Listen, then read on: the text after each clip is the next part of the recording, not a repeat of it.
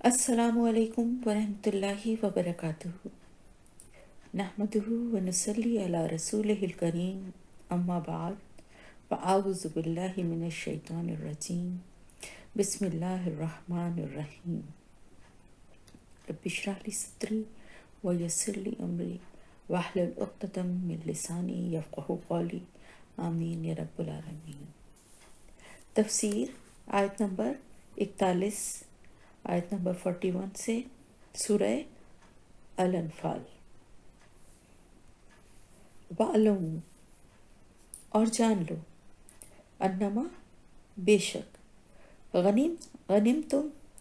गनीमत में पाओ तुम, मिन शैइन, कोई भी चीज़,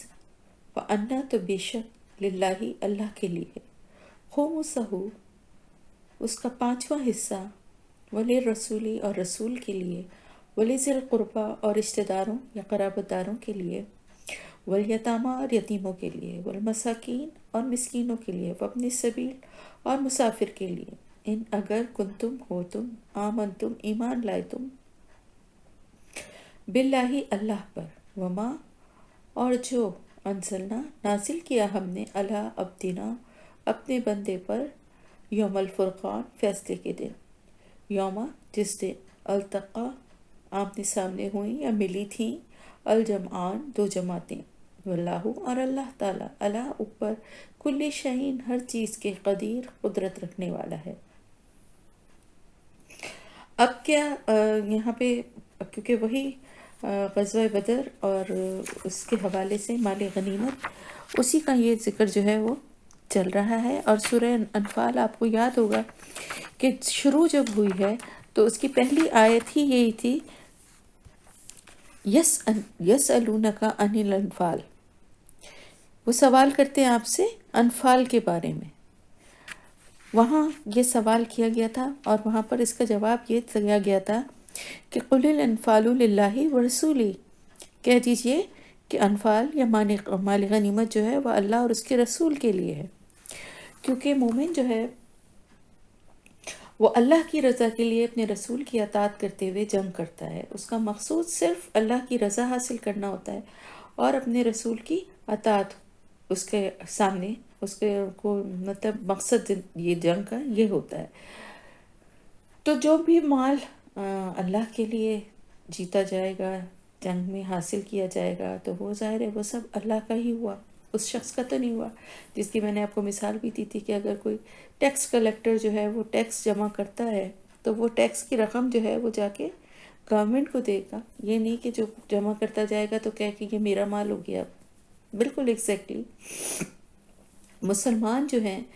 वो जब जंग के लिए निकलता है एक मुसलमान, तो उसके सामने जो है मकसद जो है उसका जो हासिल करने के लिए वो निकलता है, वो अल्लाह के दीन की सरबुलंदी के लिए, मज़लूम को नजात दिलाने के लिए ज़ालिम से, और अल्लाह के अहकामात की पासदारी करते हुए वो जंग करता है। ठीक है, तो अल्लाह और उसके रसूल की अताअत करो, वहाँ पे ये बात हुक्म दी गई थी कि, और इस बात में, इस बहस में ना पड़ो, क्योंकि इससे पहले कौमों का, जैसे कि मैंने आपको पहले भी बताया था कि माल गनीमत उनके लिए जो है हराम था, और वो जो है जमा कर किया जाता था, और वो अल्लाह की तरफ से एक आग आती थी जो उस माल को जला देती थी, वो किसी के इस्तेमाल में नहीं आता था,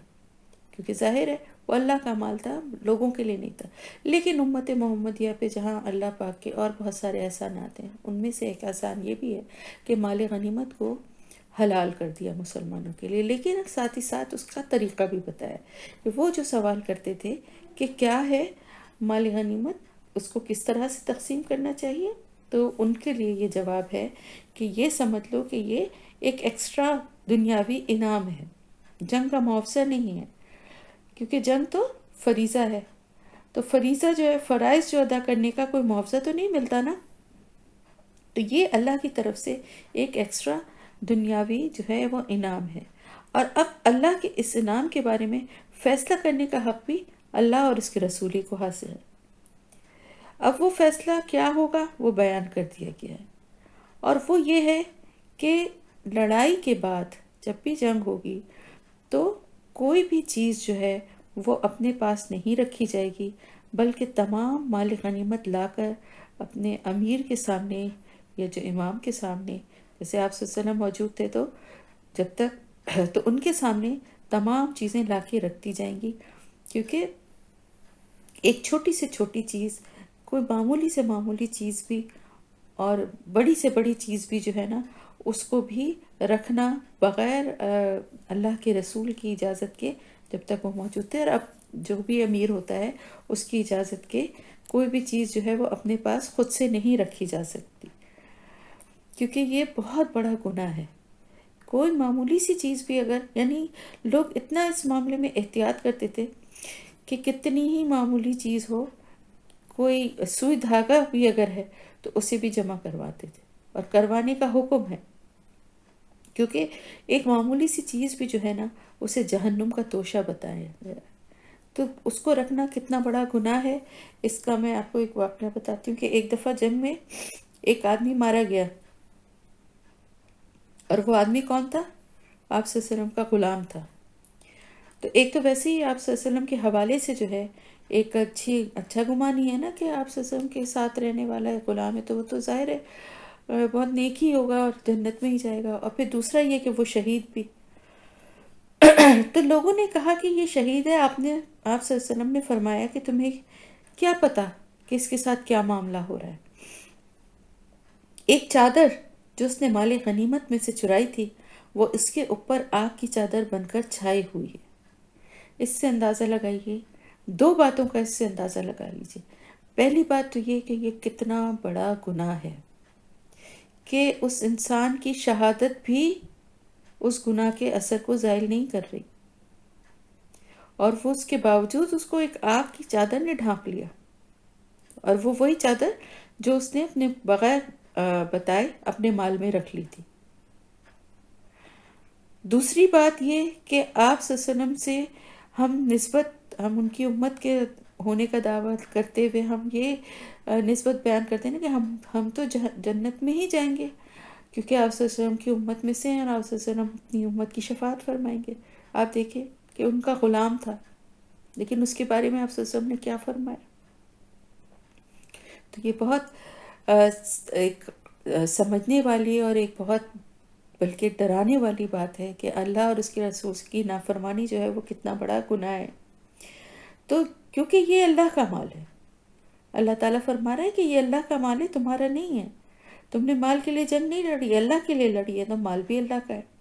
اب اگر اللہ اس میں سے کچھ حصہ تمہیں دیتے ہیں تو یہ اللہ کا احسان ہے، اس پر تمہارا حق نہیں ہے۔ اب اس مال کو تقسیم کرنے کا طریقہ بھی بتایا گیا کہ اللہ کے حکم سے اللہ بتا رہا ہے کہ جس طرح سے اس کو تقسیم کرنا ہے، اور اس مال کی تقسیم یہی بتائی جا رہی ہے کہ اس مال کے 5 حصے کیے جائیں گے، ٹھیک ہے؟ یعنی سب سے پہلے ایک چھوٹی سے چھوٹی یا بڑی سے بڑی بھی چیز، کوئی بھی چیز ہے جو میدان جنگ میں کسی کے ہاتھ لگی ہے، خواہ کوئی تلوار ہے، کوئی گھوڑا ہے، کوئی چادر ہے، کوئی کچھ بھی چیزیں ہیں، وہ ایک چھوٹی سے چھوٹی بڑی سے بڑی چیز بھی لا کے اپنے امیر یا اپنے امام کے سامنے لا کر سب جمع کی جائے گی۔ تمام جو فوج میں حصے لینے والے لوگ ہیں وہ تمام کے تمام اس طرح سے کریں گے۔ اب اس سارے مال کو جو ہے اس کے 5 حصے کیے جائیں گے، ٹھیک ہے؟ خمس کہا گیا نا، خمسہ، 5واں حصہ اللہ کے رسول کے لیے ہوگا۔ تو وہ باقی 4 حصے جو ہیں وہ مجاہدین میں تقسیم کر دیے جائیں گے جنہوں نے جنگ میں حصہ لیا تھا۔ یہ اللہ کی طرف سے ایک ان کے لیے دنیاوی ایک انعام ہے، جو آخرت کا ہے وہ تو اپنی جگہ ہے، لیکن دنیا کا انعام یہ ہے کہ وہ مال غنیمت کے 5 میں سے 4 حصے ان میں تقسیم کر دیے جائیں گے، اور ایک حصہ اللہ اور اس کے رسول کے لیے ہے، یعنی خمسہ، اس کا 5واں حصہ اللہ اور اس کے رسول کے لیے ہے، اور اللہ کے رسول بھی آگے اس کو مزید تقسیم کر دیں گے۔ کس میں؟ رشتہ داروں میں، مسکینوں میں، مسافروں میں۔ اور آپ صلی اللہ علیہ وسلم ایسا ہی کیا کرتے تھے، اور یہ خمس کہلاتا تھا۔ اس میں آپ صلی اللہ علیہ وآلہ وسلم اور آپ صلی اللہ علیہ وآلہ وسلم کے گھر والوں کا حصہ بھی تھا۔ ایک حصہ بنو ہاشم اور بنو مطلب کے لوگ جو کہ آپ کے رشتہ دار تھے، ان کا بھی ایک حصہ تھا۔ اس کے علاوہ ہتھیار خریدنے کے لیے اور اس طرح کی جنگ کی سامان خریدنے کے لیے بھی اسی حصے میں سے پیسے لیے جاتے تھے۔ تو آپ صلی اللہ علیہ وسلم کا قاعدہ تھا کہ ہمیشہ لڑائی کے بعد آپ یہ اعلان فرمایا کرتے تھے کہ یہ غنائم تمہارے لیے ہی ہے، میری اپنی ذات کا ان میں کوئی حصہ نہیں ہے بجز یعنی سوائے خمس کے، اور وہ خمس بھی تمہارے ہی اجتماعی مسالے پر صرف کر دیا جاتا ہے، لہٰذا ایک ایک سوئی اور ایک ایک تاغا تک لا کر رکھ دو، کوئی چھوٹی یا بڑی چیز چھپا کر نہ رکھو، ایسا کرنا شرمناک ہے اور اس کا نتیجہ دوزخ ہے۔ تو قرابہ داروں سے مراد یہ ہے کہ آپ صلی اللہ علیہ وسلم کی زندگی میں تو آپ صلی اللہ علیہ وسلم کے رشتہ دار ہی اس کے حقدار تھے، کیونکہ آپ اپنا سارا وقت دین کے کام میں صرف فرماتے تھے، اپنی معاش کے لیے کوئی کام کرنا آپ کے لیے ممکن نہیں تھا، کیونکہ ظاہر ہے تربیت جو تھی مسلمانوں کی جو نئے ایمان لائے تھے ان کی بھی، اور وحی کا نزول ہوتا تھا، اس کے حوالے سے اس کو سمجھانا، لوگوں تک پیغام کو پہنچانا، آپ کی ذات پہ بہت ذمہ داریاں مسلمانوں کے حوالے سے تھیں، تو آپ کوئی اور کام اس طرح کا نہیں کر سکتے تھے نا۔ آپ دیکھیں جو لوگ اپنی زندگیاں وقف کرتے ہیں کچھ بھی علم حاصل کرنے کے لیے دین کا یا کسی بھی، تو وہ اگر واقعی میں اس میں لگ جاتے ہیں تو پھر ان کے پاس اتنا ٹائم نہیں ہوتا کہ وہ کوئی پراپر نوکری یا کوئی اور کام کر سکے۔ تو عام طور سے اب تو اس طرح کے وہ حالات بھی نہیں ہیں، لیکن مسلمانوں کا ایک طریقہ کار یہ ہوا کرتا تھا کہ ان کے وظیفے مقرر کر دیے جاتے تھے تاکہ وہ اس طرف سے بے فکر ہو کے صرف تعلیم کی طرف اپنے ذہن کو، اپنے دماغ کو لگا کر رکھیں۔ تو پھر اب یہ ہے کہ آپ کے اور آپ کے اہل و عیال اور آپ کے رشتہ دار جن کی کفالت آپ کے ذمے تھے ان کی ضرورت پوری ہوں، اس لیے خمس میں آپ کے رشتہ داروں کا حصہ رکھا گیا۔ اور یہ جو ہے اس کے علاوہ اس کے ساتھ ساتھ جو ہے جو یتیم اور مسکین یعنی معاشرے کے جو کمزور طبقے تھے، ضرورت مند تھے، ان کے اوپر اس میں سے پیسے خرچ ہوتے تھے، اور اسی طرح مسافر جو آتے تھے اور پڑاؤ ڈالتے تھے، ٹھہرتے تھے، ان کی دیکھ بھال، کھانا پینا، وہ بھی تو کسی کو کرنا ہی تھا نا۔ تو وہ ایک پانچواں حصہ جو تھا نا، یعنی 4 تقسیم کرنے کے بعد اس میں سے یہ سارے کام ہوتے تھے۔ تو اس کے بعد اللہ تعالیٰ فرما رہا ہے کہ اگر تم ایمان لاتے ہو اللہ پر اور جو کچھ اس نے نازل کیا اپنے بندے پر، یعنی کیا نازل کیا اللہ تعالیٰ نے؟ یہ قرآن۔ اور اس دن کیا نازل کیا تھا اپنے بندے پر؟ یوم الفرقان۔ ویسے تو اللہ نے قرآن نازل کیا ہے نا، لیکن یہاں پر کیا بتایا جا رہا ہے؟ یوم الفرقان۔ اس دن وہ یوم الفرقان تھا نا، یعنی اس دن فرق واضح ہو گیا تھا حق اور باطل کا۔ تو اس دن اللہ نے کیا نازل کیا تھا اپنے بندے پر؟ فرشتے نازل کیے تھے نا مدد کے لیے۔ اللہ تعالیٰ فرما رہا ہے جس دن آمنے سامنے دونوں جماعتیں ہوئی تھیں، یعنی جنگ کا جو دن تھا، تو اس دن اللہ نے جس طرح سے اپنے بندے پر یعنی حضرت محمد مصطفیٰ صلی اللہ علیہ وآلہ وسلم پر یوم الفرقان کو غزوہ بدر کے دن فرشتوں کا نزول ہوا تھا آپ کی مدد کے لیے، مسلمانوں کی مدد کے لیے، تو یہ سب کچھ دیکھتے ہوئے اس کو ویسے بھی ایمان والے تو ایمان رکھتے ہی تھے، لیکن اللہ تعالیٰ جن کے کمزور ایمان ہیں ان کے لیے بھی کہ یہ سب کچھ دیکھنے کے بعد تو ایمان اور مضبوط ہو جانا چاہیے اللہ پر، کہ جو کچھ اللہ تعالیٰ نے مدد کے لیے کس طرح فرشتوں کو بھیجا تھا، اور اللہ تعالیٰ تو ہر چیز پر قدرت رکھنے والا ہے۔ تو اس بات کو یہ سمجھنا، اس لیے یہ بات سمجھائی جا رہی ہے کہ مال غنیمت کی تقسیم کا قانون بھی اسی اللہ نے بنایا ہے جس نے کہ اس دن تمہاری مدد کی تھی فرشتوں کے ذریعے، فرشتوں کے نزول کے ذریعے۔ تو جو اتنی قدرت والا رب ہے تمہارا، وہ اسی کا یہ فیصلہ ہے جس کو ماننا تمہارے ایمان کا حصہ ہے۔ اور جس دن غزوہ بدر کے دن جب دونوں جماعتیں بالمقابل تھیں، تو اس دن جس طرح اللہ کی مدد فرشتوں کے ذریعے آئی تھی، اس کو دیکھتے ہوئے اندازہ کافروں کو بھی ہو گیا تھا، ان کے ظاہر ہے ان کو تو اپنی موت نظر آ رہی تھی، اور مسلمانوں کو بھی اللہ کی قدرت کا اور زیادہ یقین ان کا اور زیادہ بڑھ گیا تھا تو، مگر اب تو اس طرح سے اور زیادہ یقین میں اور ایمان میں اضافہ ہو گیا تھا۔ تو مال غنیمت کی تقسیم کا قانون بھی اللہ نے بنایا، تو اس کو ماننا اور عمل کرنا ایمان میں شامل ہے۔ اور یہ وہ رب ہے جو ہر چیز پر قدرت رکھتا ہے۔ یعنی یہ نہ سمجھو کہ اللہ کی نافرمانی کر کے تم کہیں بچ سکتے ہو۔ اللہ تعالیٰ تو ہر چیز پہ قدرت رکھنے والا ہے، تو نافرمانی کی صورت میں تم اس سے بچ نہیں سکتے۔ یہ بات بھی اپنے ذہن میں رکھو۔ اس انتم، جب تم بالعدوۃ دنیا کنارے پر تھے یا طرف تھے قریب کے، وہم اور وہ بالعدوۃ القصویٰ دور کے کنارے پہ تھے یا دوسری طرف تھے۔ قصویٰ ویسے دور کو کہتے ہیں۔ والرکبو اور قافلہ اسفلا نیچے تھا، منکم تم سے، ولو اور اگر تواعدتم تم نے وعدہ مقرر کیا ہوتا،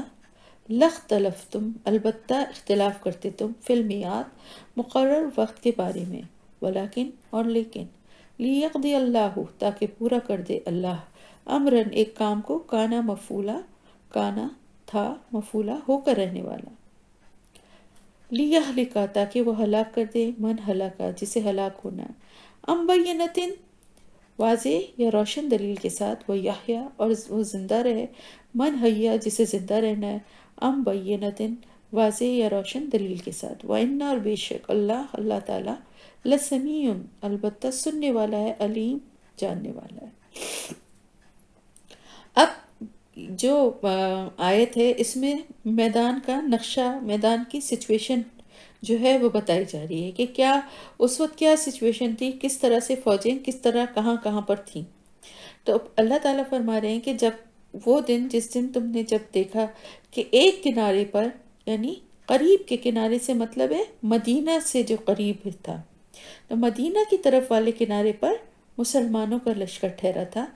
جو جگہ مدینہ کے قریب تھی، یعنی نسبتاً، کیونکہ مدینے سے نکل کے ہو رہی تھی نا جنگ۔ تو میدان بدر میں، یعنی جب اس میدان میں پہنچے تو جو قریش کا لشکر تھا وہ پہلے ہی آ کے پڑاؤ ڈال چکا تھا، اور ظاہر ہے وہ مکے کی طرف سے آ رہے تھے، تو انہوں نے اس طرف سے جو ان کو پہلے جو حصہ پڑا وہیں پہ انہوں نے پڑاؤ ڈال لیا، اور جب مسلمان مدینے سے نکلے تو وہ مدینے سے نکلنے کے بعد جو حصہ قریب پڑا وہاں پر انہوں نے اپنا پڑاؤ ڈالا۔ تو یہ بتایا جا رہا ہے کہ مسلمانوں نے، انتم سے یہاں مراد ہے مسلمان، جنہوں نے قریب کی کنارے پر، قریب جو جگہ تھی مدینہ سے قریب تھے، وہاں پر انہوں نے اپنا پڑاؤ ڈالا، اور وہم اور وہ، اب یہاں پر وہ سے مراد ہے کفار، بالعدوۃ القصویٰ دور کے کنارے پر تھے، یعنی دوسری طرف تھے، مکہ کی سے جو علاقہ قریب پڑ رہا ہے نا، یعنی میدان کے دو حصے، مطلب پورا میدان سامنے ہے، تو وہ آتے ہوئے مکے سے جیسے ہی جہاں پہ میدان اسٹارٹ ہوا، جہاں ان کو اونچی اور جگہ اور اپنے حساب سے انہوں نے دیکھ بھال کے، کنویں جہاں پر کنواں تھا، پانی تھا، سب انتظام تھا، وہاں پہ انہوں نے اپنا پڑاؤ ڈال دیا، اور مسلمان جب مدینہ سے آئے تو ان کو جو ظاہر دوسرے اینڈ پر ہی ٹھہرنا پڑا، جو کہ مدینہ سے قریب علاقہ تھا، ٹھیک ہے۔ اور وہ قافلہ جو تھا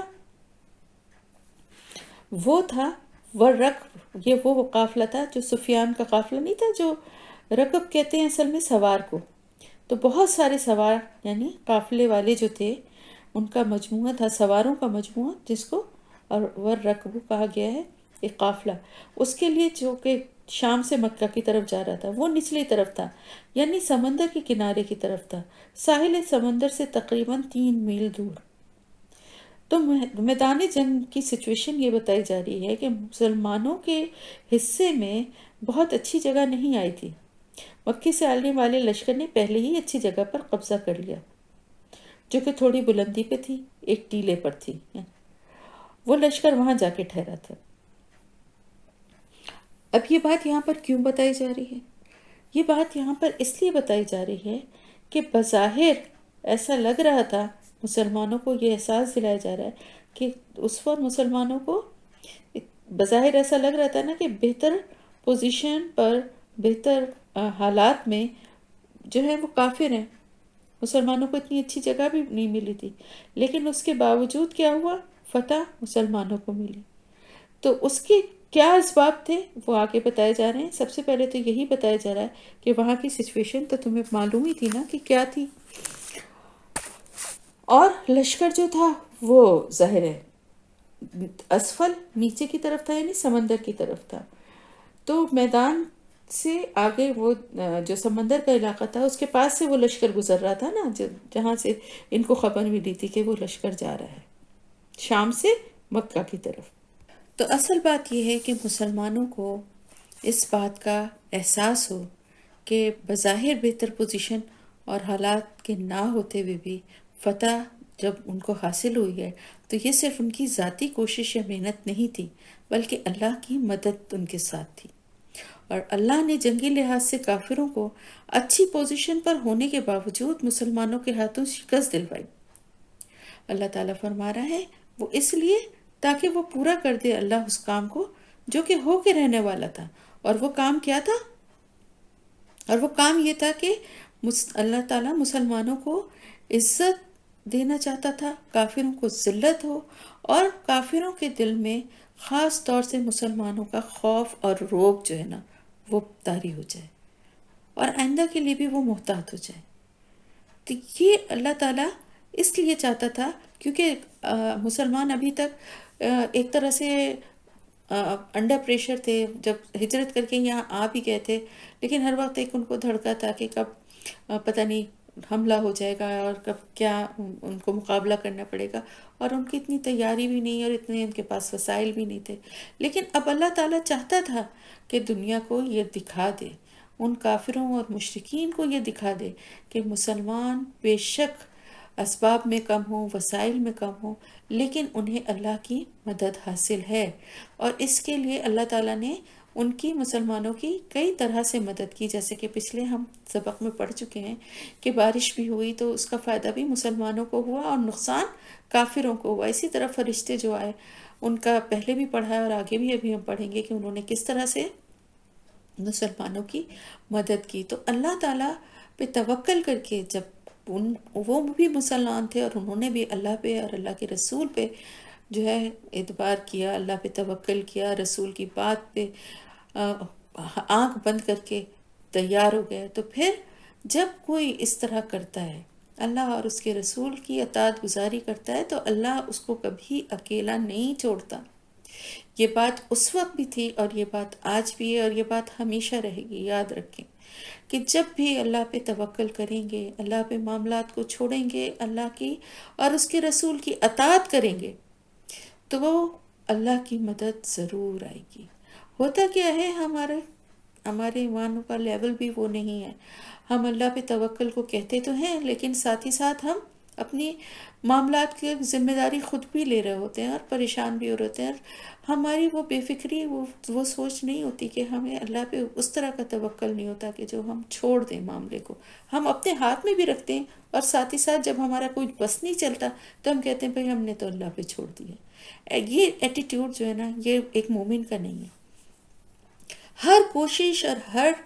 اپنی وسائل کے اوپر بھروسہ کرنے سے پہلے، سب سے پہلے اللہ پہ توکل ضروری ہے۔ اللہ پہ چھوڑ کے پھر اپنی کوشش کرنا، یہ نہیں کہ کوششوں سے ہارنے کے بعد اللہ پہ توکل کرنا، اور اسی طرح سے اللہ اور اس کے رسول کی اطاعت کرنا۔ یہ بنیادی جو ہے ہمیں بتا دیے گئے طریقے کہ اگر اللہ کی مدد چاہتے ہو تو یہ عمل تمہارا ہوگا تو اللہ کی مدد ضرور آئے گی۔ تو اللہ یہ چاہتا تھا کہ یہ کام جو کہ یعنی مسلمانوں کو عزت اور کافروں کو جو ذلت جو ملتی ہے وہ کام ہو کر رہے، اور اللہ تعالیٰ فرما رہا ہے کہ اگر تم آپس میں وعدہ کر لیتے، مقرر کر لیتے، طے کر لیتے، البتہ اختلاف کرتے تم مقرر وقت کے بارے میں، تو اگر جنگ کے لیے کوئی باہمی معاہدہ ہوتا یا کوئی وقت یا جگہ مقرر ہوتی تو ہو سکتا ہے کہ مسلمان نہ جاتے، کیونکہ وہ کمزور تھے، تعداد میں بھی کم تھے، وسائل بھی اتنے نہیں تھے، بہت مشکل وقت سے گزر رہے تھے، تو وہ اتنی ہمت نہیں کر پاتے۔ یعنی ایک پری پلانڈ پہلے سے جنگ ہوتا کہ بھئی یہ جنگ ہونے والی ہے، تو شاید مسلمان اس طرح سے اس جنگ کے لیے تیار بھی نہ ہو سکتے۔ اللہ تعالیٰ فرما رہا ہے کہ تم اختلاف کرتے اس میں کہ کس جگہ ہو یا کب ہو، اس میں اس تاریخ کے لیے تم اس وقت کے لیے تیار بھی نہ ہوتے اپنے وسائل اور اپنے حالات کو دیکھتے ہوئے، لیکن کیونکہ یہ جنگ اچانک ان پر مسلط ہو گئی تھی، تو اب انکار کا ان کے پاس کوئی جواز ہی نہیں بچا تھا. لشکر جو ہے وہاں سے مکے سے چل پڑا تھا. اب جب وہ مکے سے چل پڑا ہے تو یہ مدینے سے نکلتے یا نہ نکلتے، وہ تو اندر آ کے گھس کے بھی مارتا ہے نا. تو اب تو مقابلہ کرنا ہی کرنا تھا. لیکن انہوں نے اللہ کے حکم پہ اور اللہ کے رسول کی اطاعت کرتے ہوئے وہ تیار ہو گئے. تو اللہ تعالیٰ کی مصلحت اور مشیت، یعنی جو کام ہو کر رہنے والا تھا، اللہ کی مصلحت اور مشیت کے تحت ایسے مواقع اور حالات پیدا کر دیے گئے کہ اللہ جو کام چاہتا ہے وہ پورا ہو جائے. اور وہ کام یہی تھا کہ مسلمانوں کی کامیابی اور مسلمانوں کی ہمت اور جوش اور بہادری کی وجہ سے ان کا خوف اور ان کا رعب کافروں پہ طاری ہو جائے اور آئندہ کے لیے وہ محتاط ہو جائیں. اور یہ سب اس لیے بھی تھا کہ جسے ایمان لانا تھا وہ بھی دلیل کے ساتھ واضح نشانیوں کو دیکھ کر ایمان لائے. یعنی جو کافروں میں سے بھی جو یہ واضح دلیل اور واضح نشانیاں دیکھ رہے تھے، وہ اگر ایمان ان کے دل میں ذرا بھی نیکی یا ہدایت کا وہ ہوگا تو وہ ایمان لے آئیں گے. اور جس کو ہلاک ہونا ہے یا جس کو یہ سب کچھ دیکھنے کے بعد، ان واضح نشانیوں کو دیکھنے کے بعد بھی کفر پر ہی قائم رہنا ہے، ڈٹائی ہے، تو پھر ان کے لیے بھی حجت تمام ہو جائے. یعنی اللہ کا یہی فیصلہ تھا. اور اس دن جو مارا گیا اللہ تعالیٰ کے یعنی اذن سے، یعنی وہ بالکل اس کو اسی طرح اس کو ہلاک ہونا ہی تھا. اور جو ہلاک سے یہاں پر دونوں مطلب مفہوم ہے، یعنی ایمان لانا بھی ہے، ایمان نہ لانا بھی ہے، اور ہلاک ہونا بھی ہے. اور اسی طرح حیہ جو ہے زندگی، یعنی زندہ رہنا، تو ایمان لانا بھی اس کا مطلب ہے، کیونکہ ایمان ہی تو زندگی ہے نا. تو یہ واضح نشانیاں جو کہ اس جنگ میں نظر آئیں کہ اتنی کم تعداد، کم اسباب کے ساتھ اتنے بڑے لشکر کا مقابلہ، اور اتنی بے جگری سے، اتنی بے خوفی سے اللہ پہ توکل کر کے جس طرح مومنین نے کیا، تو اس کا ایک خوف بھی ان پہ طاری ہو گیا. اور اس کو دیکھتے ہوئے ان واضح نشانیوں کو، اگر جن لوگوں کے دل میں اللہ نے نیکی ڈالی تھی اور ان کو ایمان لانا تھا تو وہ لے آئے، اور جن کو نہیں لانا تھا وہ یہ سب کچھ دیکھ کر بھی نہیں لائے. تو اللہ کی حجت پوری ہو گئی. وَإِنَّ اللَّهَ لَسَمِيعٌ عَلِيمٌ، اور اللہ تعالیٰ البتہ خوب سننے والا اور خوب جاننے والا ہے. کیا سننے والا ہے؟ جب مسلمان اللہ سے رو رو کر دعا مانگ رہے تھے، خاص طور سے آپ صلی اللہ علیہ وسلم پوری رات رو کے دعائیں مانگتے رہے، تو اللہ ان کو سن بھی رہا تھا، اور علیم ہونے کی وجہ سے تمہارے دلوں کی کیفیت کو جان بھی رہا تھا. اللہ تعالیٰ فرما رہا ہے ایسا نہیں تھا کہ اللہ دعائیں بھی سن رہا تھا اور تمہارے دل کی کیفیت بھی جانتا تھا، کہ تم کو اپنی حالت اور اپنے اسباب کی کمی اور ان سب چیزوں کی وجہ سے دل میں پہلا، ایک تو جنگ کا پہلا موقع تھا. سب سے بڑی بات تو یہ، ابھی تک کوئی اس طرح کا مقابلہ تو نہیں ہوا تھا نا کافروں سے، تو جنگ کا نام ہی ایک خوف کی علامت ہوتا ہے. ظاہر ہے اس میں جان کا نقصان، مال کا نقصان، تو پھر بھی اللہ اور اس کے رسول کے لیے نکل آئے تھے. تو اللہ تعالیٰ فرما رہا ہے کہ اللہ بھی تمہیں تمہاری دعائیں بھی سن رہا تھا اور تمہارے دلوں کی حالت کو بھی جان رہا تھا. اس جب یریکہم، دکھایا آپ کو انہیں، اللہ نے فی منامکا، آپ کے خواب میں، قلیلاً، تھوڑے، ولا، اور اگر اراکہم، دکھاتا آپ کو انہیں، کثیراً، زیادہ، لفشلتم، البتہ ہمت ہار جاتے تم، ولتنازعتم، اور البتہ باہم جھگڑنے لگتے تم، فی الامری، معاملے میں، ولیکن اللہ، اور لیکن اللہ تعالیٰ، سلامت رکھا، انہو، بے شک وہ، خوب جاننے والا ہے، بے شک وہ، علیمن، خوب جاننے والا ہے، بذات صدور، سینوں کے بھید. اللہ تعالیٰ نے آپ صلی اللہ علیہ وآلہ وسلم کو خواب میں دکھا دیا تھا ان کافروں کی تعداد، اور اس طرح دکھایا تھا کہ وہ آپ کو بہت تھوڑے لگیں. اس کے پیچھے بھی اللہ تعالیٰ کی کیا حکمت تھی؟ اللہ تعالیٰ فرما رہا ہے کہ خواب میں آپ کو جو ان کی تعداد جو ہے وہ کم دکھائی تھی، تو یہ بھی ایک طرح سے اللہ کی مدد کا ہی طریقہ تھا، تاکہ ہمت نہ ہار جائیں، حوصلہ نہ چھوڑ بیٹھیں. کیونکہ اس وقت جو کیفیت تھی اس میں اگر ان کی ایکچول تعداد اور ان کی تیاری اور ان کے سب چیزیں دکھانے سے، دیکھنے سے، اور زیادہ مسلمانوں کے دل چھوٹے نہ پڑ جائیں، یا ایک ان کے مطلب جنگ سے پہلے ہی ایک دل پہ خوف طاری نہ ہو جائے. تو اللہ تعالیٰ فرما رہا ہے کہ اسی لیے یہ بھی اللہ کی ایک مدد تھی اور اللہ کی حکمت تھی کہ آپ صلی اللہ علیہ وسلم کو ان کی تعداد تھوڑی دکھائی گئی، کیونکہ اگر زیادہ دکھاتے تو البتہ ہمت ہار جاتے تم، وہ لوگ ہمت اپنی حوصلہ چھوڑ بیٹھتے، ہمت ہار جاتے، اور پھر تم آپس میں جھگڑنے لگتے. یعنی اس بات پہ، اس تعداد کو دیکھنے کے بعد تمہیں کیا ہوتا کہ تم آپس میں جھگڑنے لگتے. کیا جھگڑنے لگتے کہ جنگ کریں یا نہ کریں. کچھ لوگ ایک طرف ہو جاتے، کچھ لوگ ایک طرف ہو جاتے کہ اتنا بڑا لشکر ہے، کیسے مقابلہ کریں گے. بے شک مومنین تھے، اللہ پہ توکل تھا، لیکن انسان تو تھے نا. تو کہیں ایسا نہ ہوتا کہ تم اس جھگڑے میں پڑ جاتے. اور لیکن اللہ تعالیٰ نے سلامت رکھا، یعنی آپس کے اختلافات سے سلامت رکھا، جھگڑے سے، بزدلی سے، ان سب چیزوں سے اللہ تعالیٰ نے مسلمانوں کو محفوظ رکھا، سلامت رکھا. وہ اس لیے کہ اللہ تعالیٰ دلوں کے بھید بھی جانتا ہے. اللہ کو معلوم تھا کہ مسلمانوں کے اندر ایمان تو ہے، لیکن حوصلہ کتنا ہے، بہادری کتنی ہے، اور کیا کیا کمزوریاں ہیں. سب طرح کے مسلمان تھے نا، سب تو ایک جیسے نہیں تھے نا، تو اللہ سے کچھ بھی چھپا ہوا نہیں تھا. تو اسی لیے اللہ تعالیٰ نے ایسے حالات پیدا کر دیے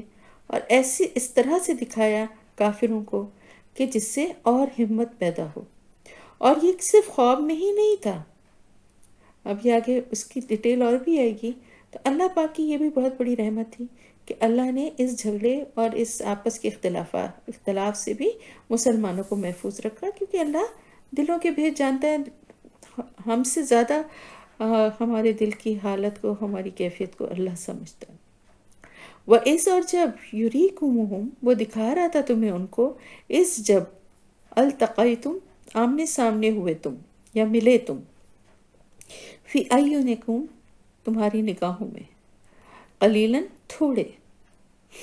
یا کم، وَیُقَلِّلُکم، اور تم کو کم کر کے دکھا رہا تھا، فی اعینہم، ان کی نگاہوں میں، لیقضیہ، تاکہ پورا کر دے، اللہ امرن، کام، کانا مفعولا، تھا جو ہو کر رہنے والا، وَإِلَى اللَّهِ، اور طرف اللہ ہی کے ترجع الامور، لوٹائے جاتے ہیں سب کام.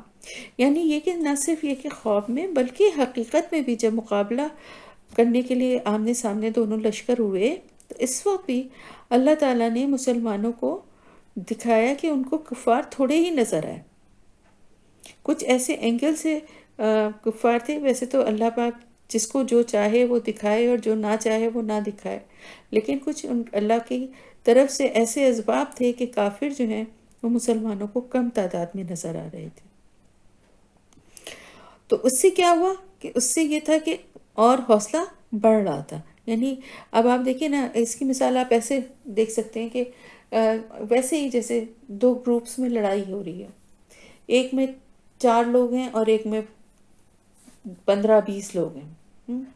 اب وہ 15-20 لوگ ایک ساتھ ہاتھوں میں ڈنڈے یا چیزیں مارنے کے لیے لے کے سامنے آتے ہیں، تو 4 لوگ جو ہوں گے وہ تو ویسے پہلے تو ان کی تعداد ہی دیکھ کے ڈر جائیں گے نا. مقابلہ تو بات کی بات ہے. حالانکہ اگر بہادری سے لڑیں تو ہو سکتا ہے کم از کم 8-10 کو تو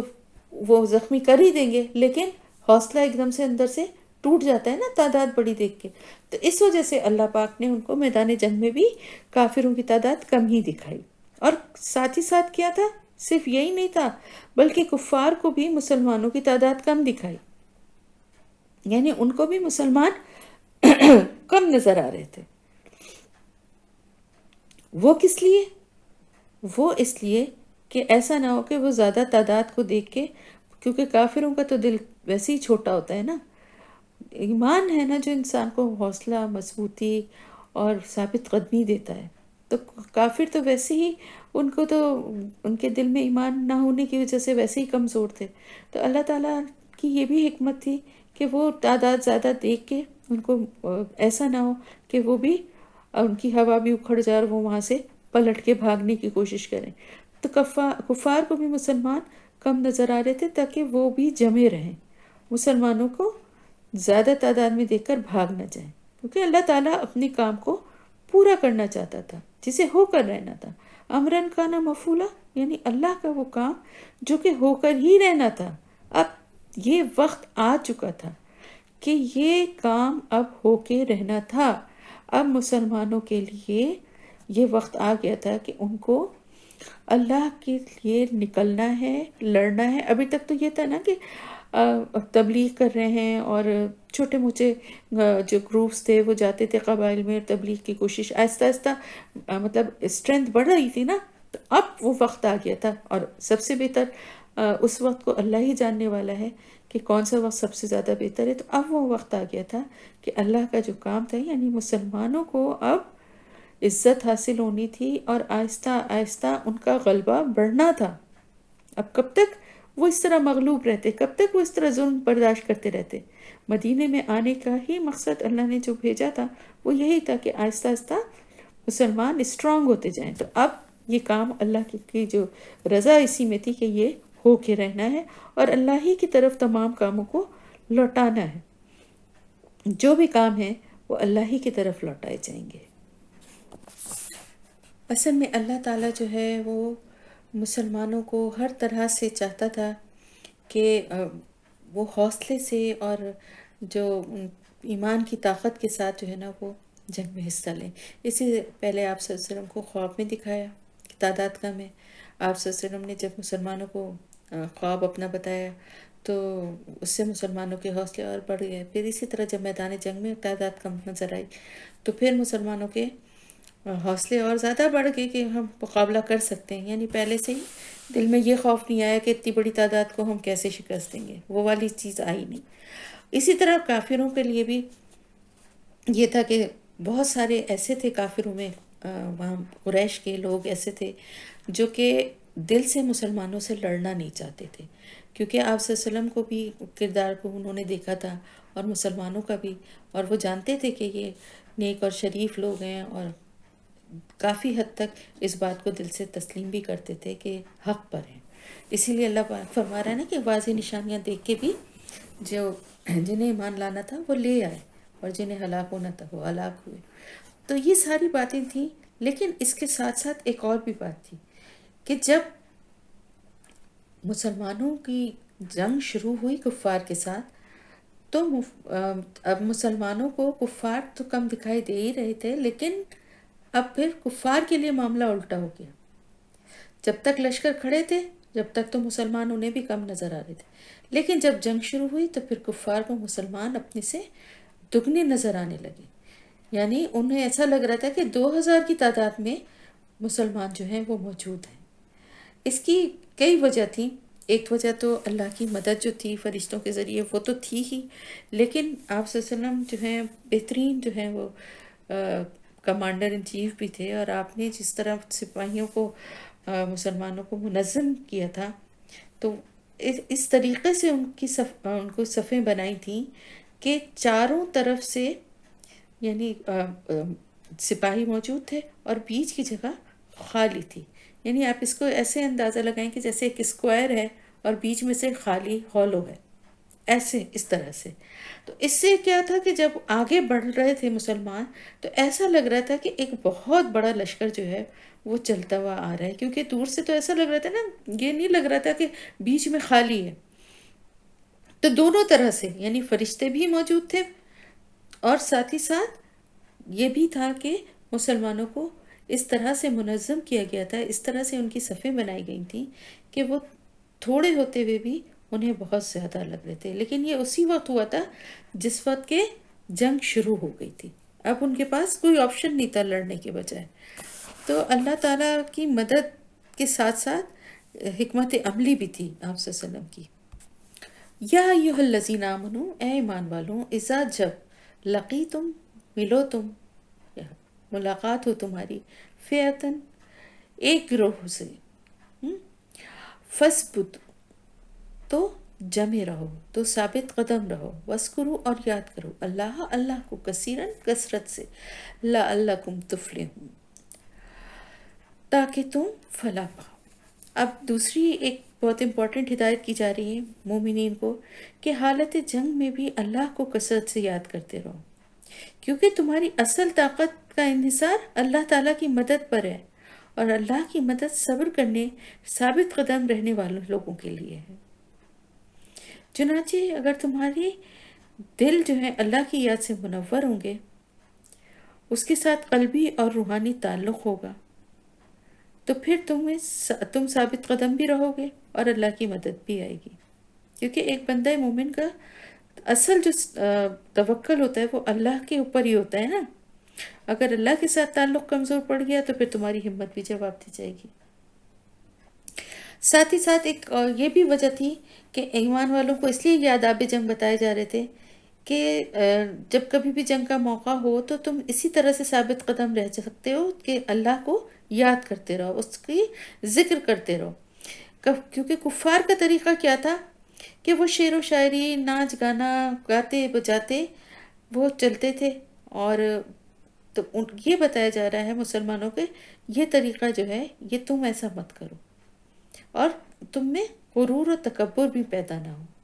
اللہ کی ذات پر ہی صرف بھروسہ تاکہ تم کامیاب ہو جاؤ. بخاری کی حدیث ہے کہ آپ صلی اللہ علیہ وسلم نے فرمایا کہ لوگوں دشمن سے مٹبھیڑ کی آرزو نہ کرو، یعنی جنگ کی خواہش نہ کرو، اور نہ اس کا شوق رکھو، اور اللہ سے عافیت مانگا کرو کہ اللہ اپنی پناہ میں رکھے. لیکن جب دشمن سے لڑائی کا موقع پیدا ہو جائے تو صبر کرو اور جان لو کہ جنت تلواروں کے سائے تلے ہیں. تو کیا یہاں ہمیں بات پتہ چلتی ہے؟ یعنی جنگ کی خواہش کرنا یا اس کے لیے دعائیں کرنا یہ کوئی اچھی بات نہیں ہے، اس سے پناہ ہی مانگنا چاہیے، کیونکہ جنگ کوئی اچھی چیز نہیں ہے نا. لیکن اگر کہیں پر ایسی نوبت آ جائے کہ اللہ کے دین کی حفاظت کے لیے یا اللہ کے ناموس کی حفاظت کے لیے، اسلام کو قائم کرنے کے لیے، مظلوم کی مدد کرنے کے لیے کوئی ایسا موقع آ جائے کہ نکلنا ہی پڑے، تو پھر ہمت سے اور صبر سے کام لو، اور کسی طرح سے بھی جو ہے تم پیچھے نہ ہٹو، کیونکہ اس کا نتیجہ جو ہے نا وہ جنت ہے. شہید ہونے کی شکل میں بھی جنت ہے، اور جو کامیاب ہو کے لوٹے اس کے لیے بھی جنت ہے. تو اللہ کی طرف سے شہادت کا تو درجہ ہے ہی بہت بڑا، لیکن جو کامیاب ہو کے آتا ہے، کیونکہ نکلا تو وہ بھی اسی لیے ہے نا. اب اللہ کی طرف سے جس کے لیے شہادت لکھی تھی اس کو ملی، اور اس کو نہیں بھی ملی تو اس کی نیت تو تھی نا. تو انشاءاللہ اللہ پاک کے پاس بہت بڑا اجر و ثواب ہے اس کے لیے بھی. تو پھر ایک اور اہم بات جو بتائی جا رہی ہے وہ اطیعوا اللہ و رسولہ، اور اطاعت کرو اللہ کی اور اس کے رسول کی. ولا تنازعوا، اور نہ تم باہم جھگڑو. فتفشلوا، تو تم کم ہمت ہو جاؤ گے. وتذہب، اور جاتی رہے گی ریحکم، ہوا تمہاری، یعنی شان تمہاری. واصبروا، اور صبر کرو. ان اللہ مع الصابرین، بے شک اللہ تعالیٰ ساتھ ہے صبر کرنے والوں کے. اب ایک بہت اہم بات جو کہ جب سے دیکھیں سورہ انفال شروع ہوئی ہے، ہم مستقل دیکھ رہے ہیں کہ ہر تھوڑی آیات کے بعد اس بات کی تاکید کی جا رہی ہے کہ اللہ اور اس کے رسول کی اطاعت کرو، اللہ اور اس کے رسول کی اطاعت کرو. تو یہاں پر پھر یہی بات کہی گئی کہ اگر اللہ اور اس کے رسول کی اطاعت کرو گے تو تم باہم جھگڑوں میں نہیں پڑو گے. کیونکہ باہم جھگڑے جو ہے نا، آپس کے جھگڑے جو ہے نا،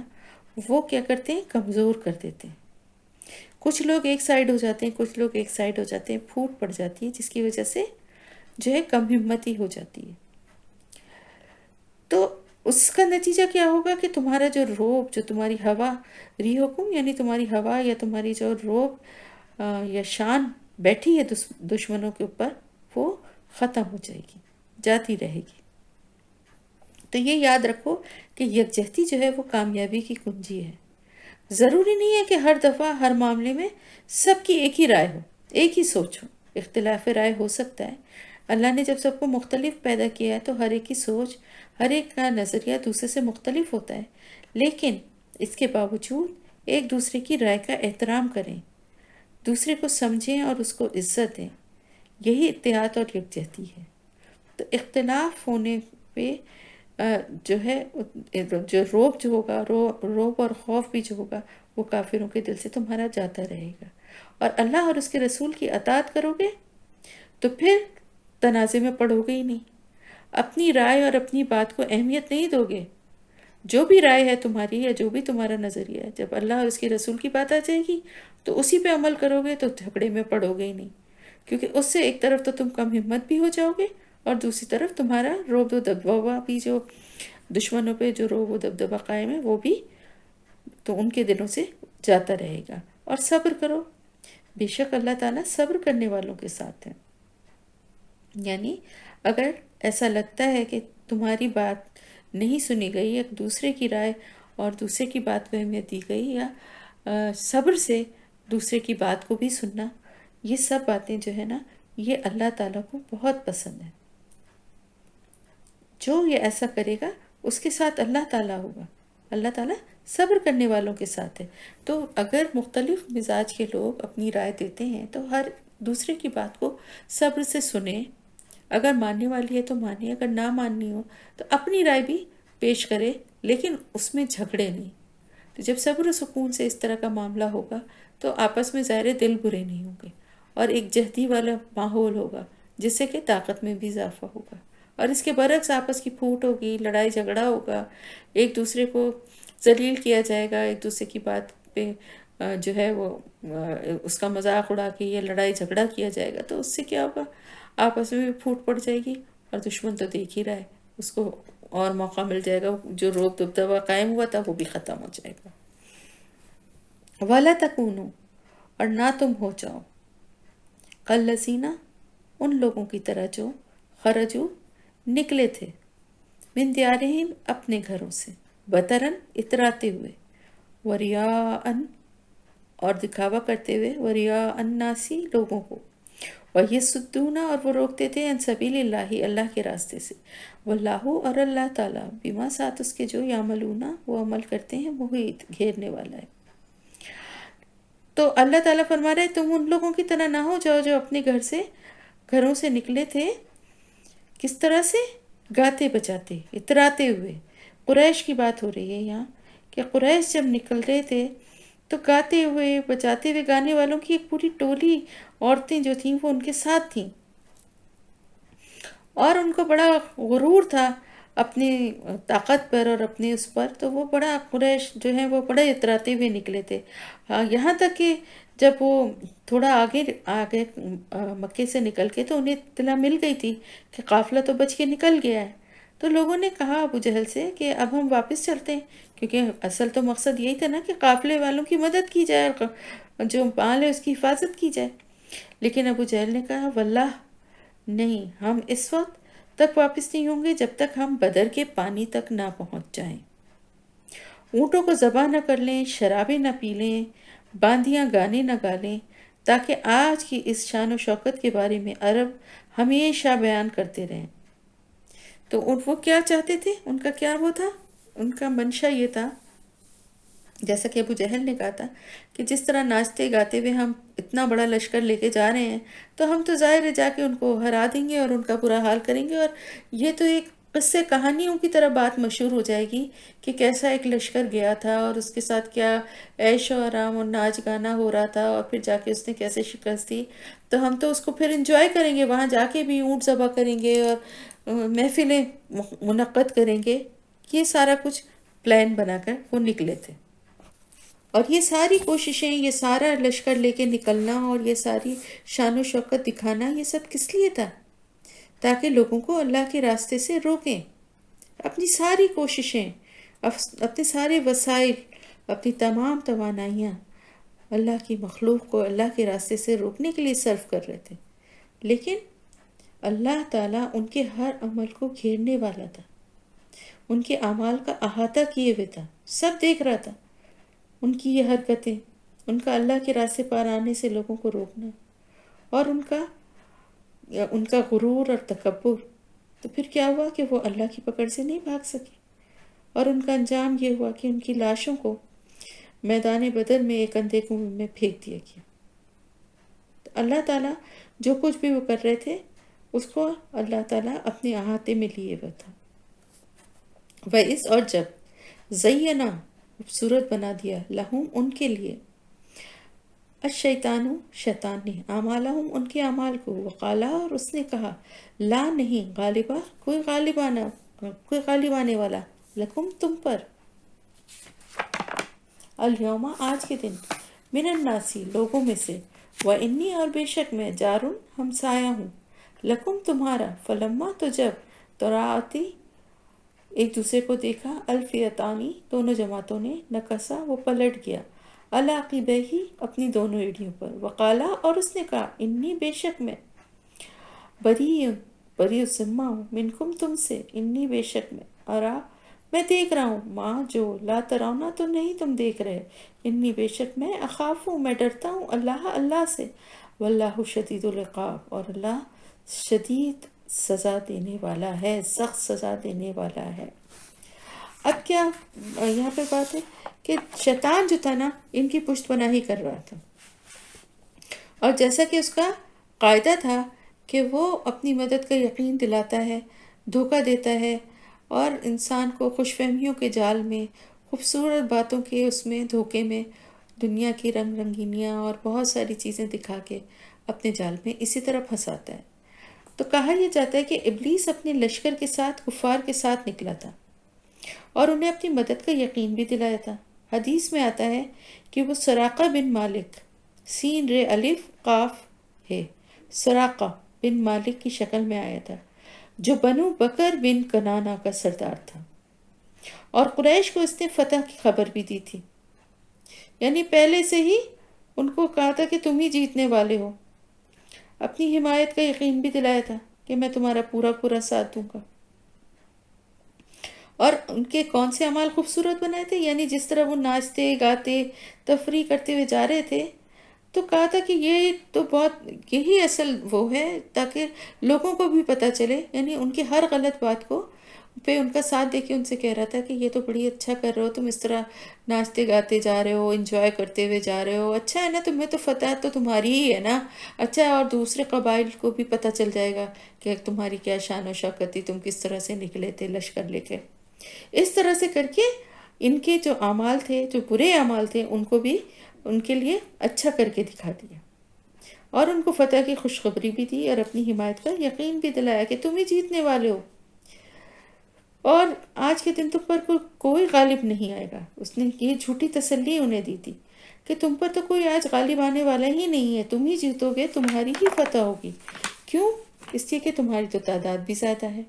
तुम्हारे पास असबाब भी ज़्यादा हैं, और फिर सबसे बढ़कर ये कि मैं तुम्हारा हमसाया हूँ, मैं तुम्हारा मददगार हूँ। अपनी मदद का हर तरह यकीन दिला रहा था। लेकिन हुआ क्या? वो इसी तरह अपना लश्कर लेके उनके साथ मैदान जंग तक तो पहुंचा, लेकिन जब दोनों गिरोह आमने सामने आए मैदान बदर में, तो शैतान उल्टे पांव अपना लश्कर लेकर भाग निकला, अपनी दोनों एड़ियों पर पलट गया। क्यों पलट गया? क्योंकि उसको नजर आ गया, कहने लगा मैं तो तुमसे बरी ज़िम्मा हूँ, मेरा तुमसे कोई ताल्लुक नहीं है, बेशक मैं वो देख रहा हूँ जो तुम नहीं देख सकते। क्योंकि उसको ज़ाहिर नारी मखलूक थी, और शैतान जिन है, और उसको अल्लाह ने ये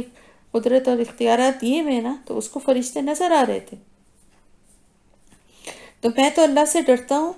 क्योंकि अल्लाह सख्त सज़ा देने वाला है। अब आप ये देखें कि शैतान को भी इस बात का अच्छी तरह पता है कि अल्लाह ताला सख्त सज़ा देने वाला है, अल्लाह की कुदरत और उसके इख्तियारात के बारे में भी बहुत अच्छी तरह जानता है। उसके बावजूद ज़िद और हठधर्मी की वजह से वो इंसानों को बहकाने की कोशिश करता है। तो आप ये देखें कि जो इंसान उसका साथ देते हैं, यानी जिनको वो बड़े सब्ज़ बाग दिखाता है और उनको इसी तरह से दुनिया की रंगीनियाँ जो हैं, दुनिया की रौनकें, दुनिया को मुज़य्यन करके उनकी उसकी तरफ खींचता है, इन्वॉल्व कर लेता है, इसी तरह साथ छोड़ने वाला है। अल्लाह की मदद जो लोग हासिल करना चाहते हैं और अल्लाह के रास्ते पे चलते हैं, उनको अल्लाह कभी अकेला नहीं छोड़ता, न दुनिया में न आखिरत में। लेकिन शैतान ऐसा है कि आखिरत में भी यही कहेगा कि मैं तो इनसे बरी ज़िम्मा हूँ, क्यों आए ये मेरी बातों में, क्यों अमल किया इन्होंने मेरे कहने पे, मैं इनके अमल का जिम्मेदार नहीं हूँ। और दुनिया में भी यही करता है, ऐसा नहीं है कि सिर्फ आखिरत में ही करेगा। जो उसका साथ देते हैं, जो उसके बताए हुए रास्ते पर पड़ते हैं, जब मुसीबत में वो घिर जाते हैं, जब किसी आजमाइश और तकलीफ़ में आ जाते हैं, तो कहता है मैं इनकी तुम्हारे अमाल का जिम्मेदार नहीं हूँ, तुमने क्यों किया था, क्यों ऐसा किया था। तो ये बात जो है ना, आप ये देखें कि यहाँ पर वो क्या कह रहा है। यहाँ पर वो कह रहा है एक तो ये कि मैं तुमसे बरी ज़िम्मा हूँ तुम्हारे अमाल से, और मैं तो वो सब कुछ देख रहा हूँ जो तुम्हें नज़र नहीं आता, और मैं तो बहुत डरता हूँ अल्लाह से। अस्तगफिरुल्लाह। और अल्लाह ताला शदीद सज़ा देने वाला है, सख्त सज़ा देने वाला है। تو آپ یہ دیکھیں کہ شیطان کس طرح سے بنی آدم کا کھلا دشمن ہے پہلے دن سے. اس کے باوجود بھی انسان جانتے بوجھتے گناہوں کا ارتکاب کرتے ہیں. تو کیا مطلب ہوتا ہے اس کا؟ اس کا مطلب یہ ہوتا ہے کہ وہ شیطان کے نقش قدم پر چل رہے ہیں، اس کی پیروی کر رہے ہیں، اللہ اور اس کے رسول کی اطاعت کے بجائے اس کی اطاعت کر رہے ہیں. تو آج جو اس وقت جن لوگوں نے اس کے کہنے پر عمل کیا تھا، اس کو اپنا ساتھی سمجھ کے اس پہ انحصار کیا تھا، اس نے انہیں دھوکہ دیا. اور آج بھی اور قیامت تک اور قیامت میں بھی اسی طرح وہ جو اس کے راستے پہ چل رہے ہیں ان سے بھی بری و ذمہ ہو جائے گا.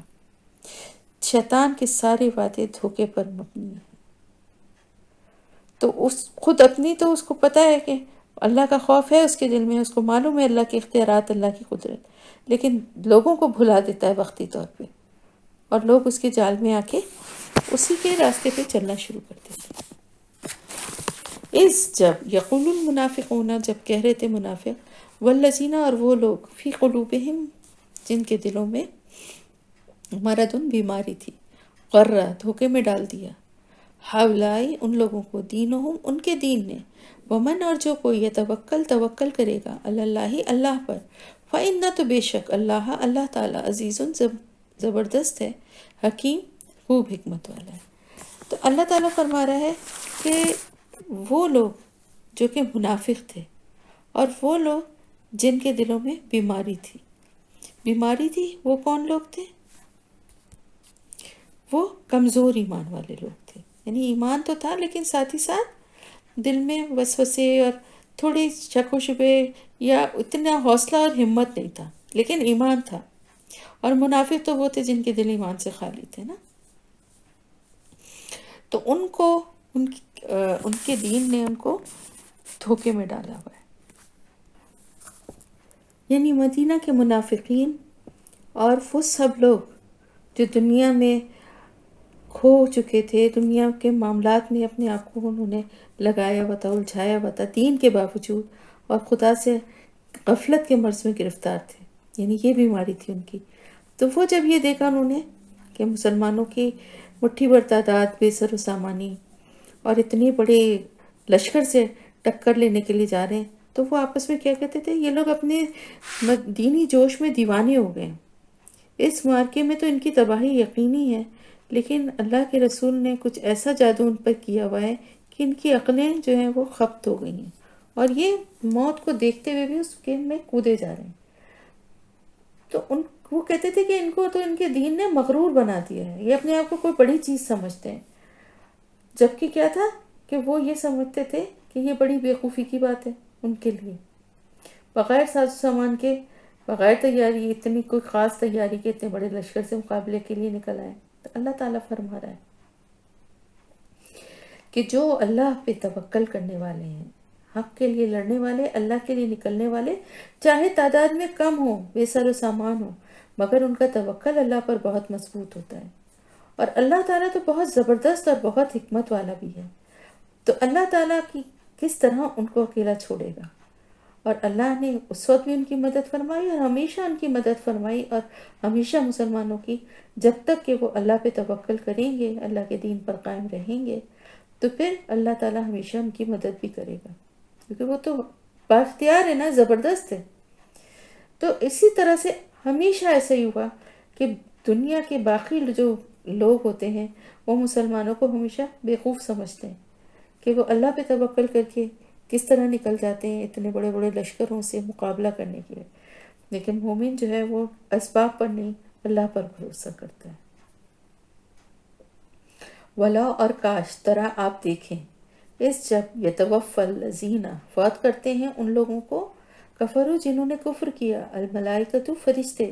یضربون، وہ مارتے ہیں، وجوہہم، ان کے چہروں پر، وادبارہم، ان کی پیٹھوں پر،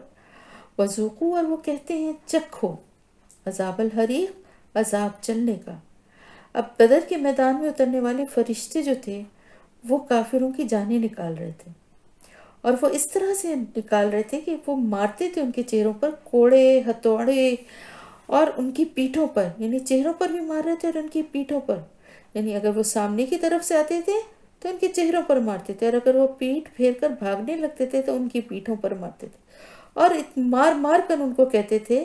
کہ چکھو اب اس عذاب کا، اس آگ کے عذاب کا مزہ چکھو جو کہ تمہیں مرنے کے بعد ملنا ہی ہے۔ تو جب ان کے مار سے وہ مر جاتے تھے تو ساتھ ہی ساتھ ان کو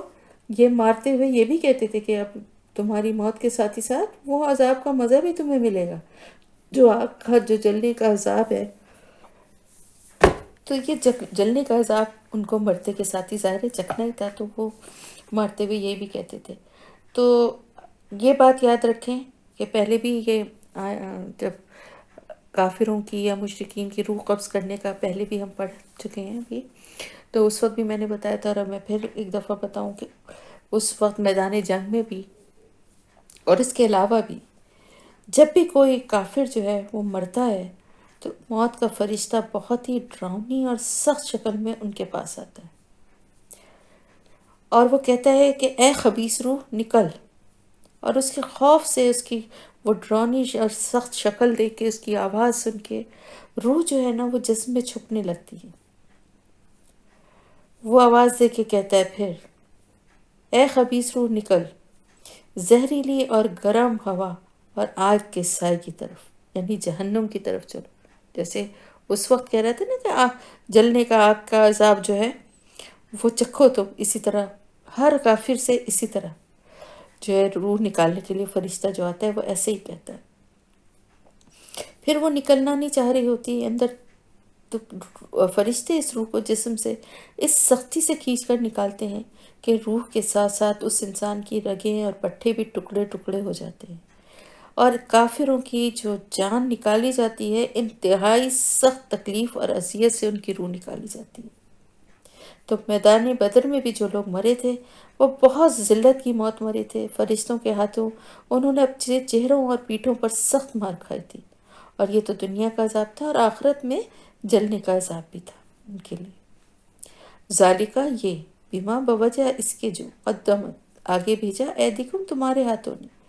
وہ انا اور بے شک اللہ تعالیٰ لیسا نہیں ہے بظلامن کوئی ظلم کرنے والا للعبید بندوں کے لیے یا بندوں کے اوپر۔ اور یہ سب کچھ جو سزا ان کو ملے، یعنی ان جو فرشتوں نے ان کو چہروں اور پیٹھوں پہ جو مارا ہے، اور جو جس طرح سے ان کو آخرت کی یا مرنے کے بعد کے بھی آگ کے عذاب کی، جہنم کی انہوں نے، یعنی مرنے کے بعد کافروں کی تو قبر بھی جہنم کا ایک گڑھا بن جاتی ہے نا، تو یہ سب ان کو یہ سب باتیں کہی گئی۔ اس کی وجہ کیا تھی؟ اس کی وجہ کیا تھی؟ ان کی کوئی ذاتی دشمنی تھی؟ نہیں، اس کی وجہ ان کے اپنے اعمال تھے۔ اللہ تعالیٰ فرما رہا ہے کہ اس کی وجہ تمہارے اعمال ہیں، اپنے اعمال۔ تم نے پیغمبر کا انکار کیا، نہ صرف یہ کہ انکار کیا بلکہ ہر طرح کی تکلیف پہنچائی، لوگوں کو اللہ کی راہ پہ چلنے سے روکا، پیغمبر کا مقابلہ کیا، حق کو چھوڑ کر باطل کا ساتھ دیا۔ تو اللہ تعالیٰ تو اپنے بندوں پر ظلم کرنے والا نہیں ہے۔ اللہ تعالیٰ فرماتا ہے کہ میں نے ظلم کو اے میرے بندوں، میں نے ظلم کو اپنے اوپر حرام کیا ہے، اور میں نے اسے تمہارے درمیان بھی حرام کیا ہے، بس تم ایک دوسرے پر ظلم مت کرو۔ اے میرے بندوں، یہ تمہارے ہی اعمال ہیں جو میں نے شمار کر کے رکھے ہوئے ہیں، بس جو اپنے اعمال میں بھلائی پائے تو اس پر اللہ کی حمد کرے، اور جو اس کے برعکس پائے تو وہ اپنے ہی آپ کو ملامت کرے۔ حدیث ہے یہ۔ تو اس کا مفہوم کیا ہے؟ سمجھ میں آ گئی نا بات؟ کہ جو کچھ بھی انسان کماتا ہے، جو ساری زندگی عمل کرتا ہے، اسی کی بنا پہ اللہ پاک فیصلہ فرماتا ہے اس کا۔ اللہ تعالیٰ کہہ رہے ہیں میں نے اپنی ذات پہ ظلم کو حرام قرار دیا ہے، تو میرے بندو جب تم میرے پاس آتے ہو تو تمہارا معاملہ انہی اعمال کے حساب سے کیا جائے گا جو تم دنیا میں کر کے آئے ہو، اور اگر نیکیاں اور بھلائیاں کر کے آئے ہو تو پھر اللہ کا شکر، یعنی میرا شکر ادا کرو کہ تمہیں اللہ کی طرف سے نیکی کی توفیق ملی، اور اگر گناہ اور برے اعمال پاؤ تو پھر یہ سمجھ لو کہ یہ تمہاری اپنی جو حرکتیں ہیں، اپنے اعمال ہیں، جن کی وجہ سے تمہیں یہ سزا مل رہی۔ تو یہ سارے کام جو انہوں نے کیے تھے نا،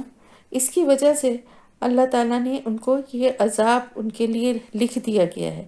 ورنہ اللہ پاک اپنے بندوں پر ظلم کرنے والا نہیں ہے، اللہ تو بڑا رحیم و کریم ہے، بڑا شفیق ہے، اپنے بندوں پہ بہت محبت کرنے والا ہے، لیکن بندے خود ہی کفر میں اور شرک میں مبتلا ہو کر اپنی جانوں پر ظلم کرتے ہیں۔ کدابی مانند حالت، آل فرعون کی، والذین اور ان لوگوں کی، من قبلہم جو ان سے پہلے تھے، کفروا انہوں نے کفر کیا،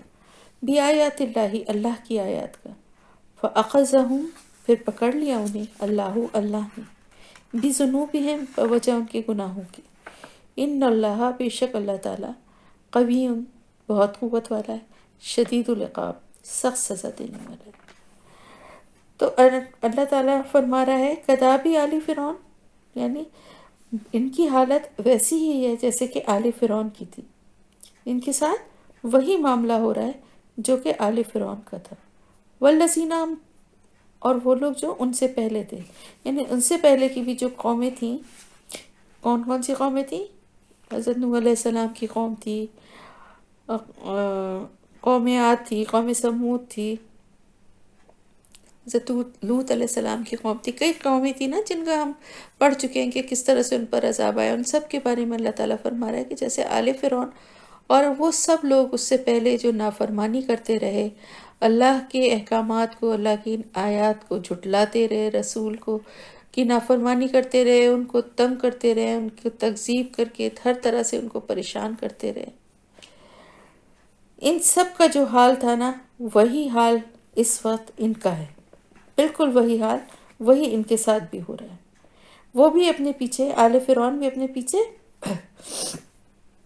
کیا کچھ چھوڑ کر آئے تھے، اپنے گھر، جمی جمائی، اپنی دنیا، چشمے، باغات، راحتیں، عیش و آرام، سب کچھ چھوڑ کر نکلے تھے نا۔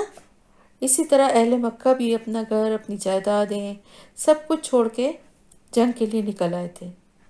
تو فرعون کی طرح میدان جنگ میں جس طرح فرعون کا انجام ہوا تھا کہ وہ کس طرح غارت ہوا تھا، اسی طرح میدان جنگ میں یہ بھی ذلیل و رسوا ہوئے۔ اللہ تعالیٰ فرما رہا ہے ان سے پہلے جو قومیں تھیں،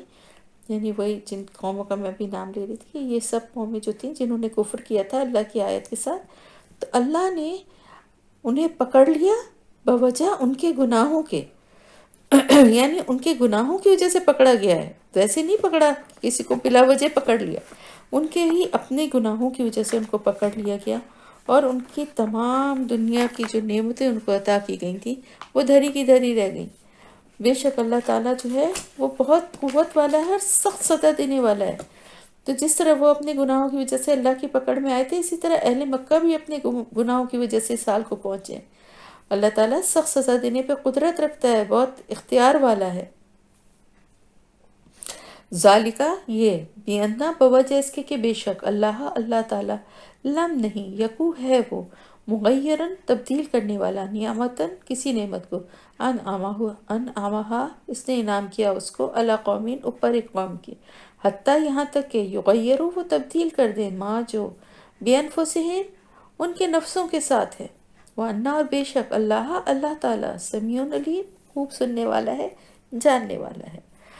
تو اللہ تعالیٰ فرما رہا ہے کہ کسی کی بھی قوم کی نعمتوں کو اللہ تبدیل نہیں کرتا جہاں تک کہ وہ خود نہ بدل ڈالیں جو کچھ ان کے نفسوں میں ہے۔ اللہ کسی قوم سے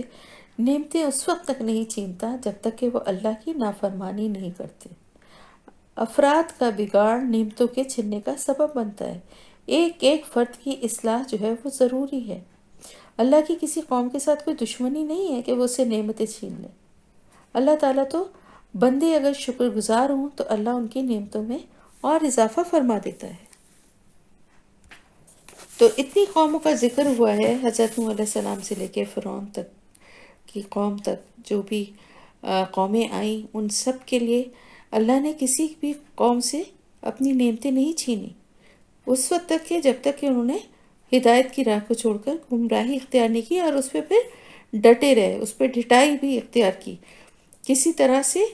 اللہ کے رسول کی بات نہیں سنی، اللہ کی کھلی کھلی نشانیوں کو دیکھ کے بھی اللہ کے راستے پہ نہیں آئے، تو پھر اس کے بعد ان کو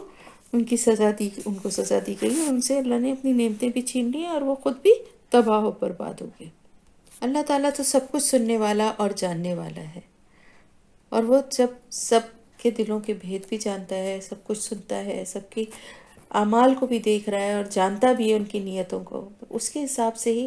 جب دیکھتا ہے کہ ان کی سرکشی، کسی بھی قوم کی سرکشی اور تکبر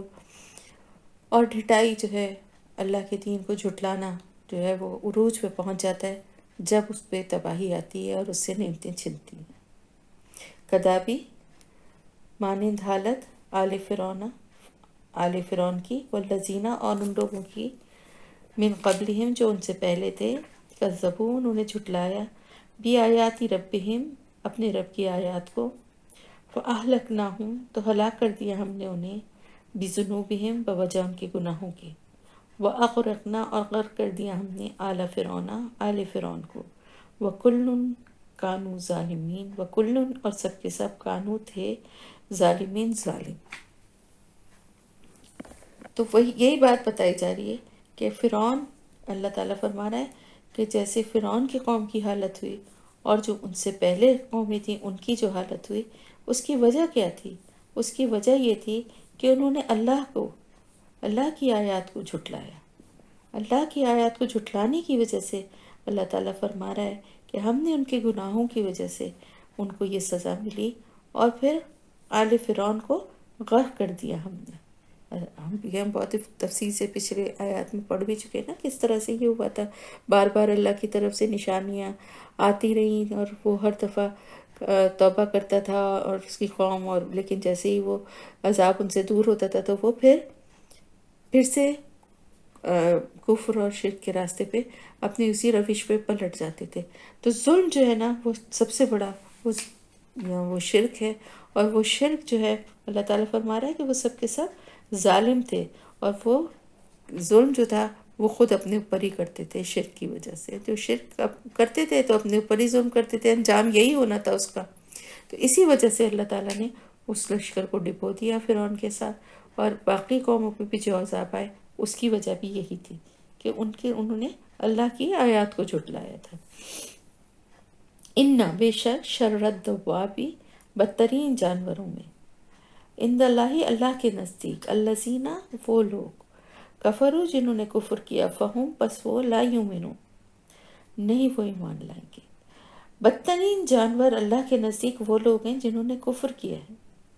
بلکہ جانور سے بھی زیادہ بدتر، یعنی جانور سے بھی زیادہ بدتر اس لیے کہ عقل سے کام نہیں لیتے، سنتے ہیں دیکھتے ہیں لیکن حق کو نہیں مانتے۔ جانوروں کو تو اللہ نے یہ صلاحیتیں دی ہی نہیں ہے نا، عقل و شعور بھی نہیں ہے، سننے سمجھنے کی صلاحیت بھی نہیں ہے، بولنے کی بھی نہیں ہے، لیکن انسان کو تو اشرف المخلوقات بنا کے یہ تمام صلاحیتیں دی گئی ہیں۔ تو پھر وہ انسان ہونے کے باوجود اگر اپنی عقل سے کام نہ لے، سنے قرآن کو لیکن اس کے دل پہ اثر نہ کرے، اس کے عمل میں نہ آئے، تو پھر تو وہ جانوروں سے بھی زیادہ بدتر ہو گئے نا، کیونکہ وہ تو بیچارے، ان کو تو یہ چیزیں دی ہی نہیں گئی ہیں، لیکن جس کو دی گئی ہیں وہ ان سے کام لینے کے بجائے انہی کی طرح ریئیکٹ کرے کہ جیسے ایک جانور ہے جس کی کچھ سمجھ میں ہی نہیں آ رہا، اسی طرح سے وہ بن جائے، تو وہ تو پھر جانوروں سے بھی زیادہ بدتر ہے۔ اللہ تعالیٰ فرما رہا ہے کہ یہ سب کچھ دیکھ کر بھی سن کر بھی حق کو نہیں مانتے، اور جب اس طرح کی سچویشن ہو کہ سب کچھ سنتے ہوئے دیکھتے ہوئے بھی نہیں مانے، تو پھر اللہ تعالیٰ فرما رہا ہے کہ یہ ایمان لانے والے ہیں ہی نہیں۔ اگر ان کے دل میں کوئی نیکی ہوتی، کوئی ہدایت کی کوئی طلب ہوتی، تو پھر یہ ساری نشانیوں کو دیکھ کے ان کے دلوں میں ایمان کو، کہ اللہ کے رسول کی باتوں کو سننا، اللہ کی آیات کو سننے کا خود بخود ان کے دل میں